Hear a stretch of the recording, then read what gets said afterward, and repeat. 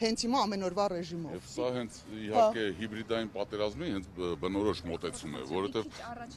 այո, կներեք, սա իրականում հիբրիդային պատերազմը մեր ժողովրդի հանդեպ, հենց Նիկոլ Փաշինյանի կողմից եւ իր կողմից ղեկավարվող ՀՄԷԿ-ի կողմից։ Իրականում դա մեր տեսակետն է, քանի որ ամեն օր այդ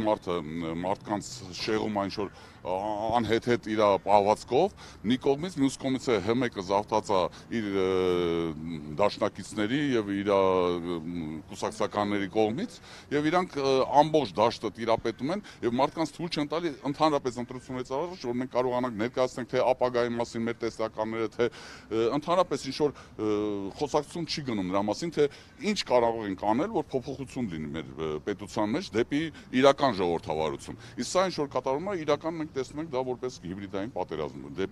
մեր ժողովրդի հանդեպ Հանրային հեռուստաընկերությունը ոչ միայն ընտրողաբար է վերաբերվում միայն քաղաքացիական պայմանագրին լուսաբանելու, այլ ֆիլմերի հանդեպ, քանի որ վերջին աղմկահարույց ֆիլմը, արգելված ֆիլմ անվամբ հրապարակվեց, Պասկևիչյանի անկախության մասին ֆիլմն է, որը կարծես թե հանրային հեռուստաընկերությունը չի ուզում եթե տրամադրի։ Սա նույնպես այդ հիբրիդային պատերազմի մասն է,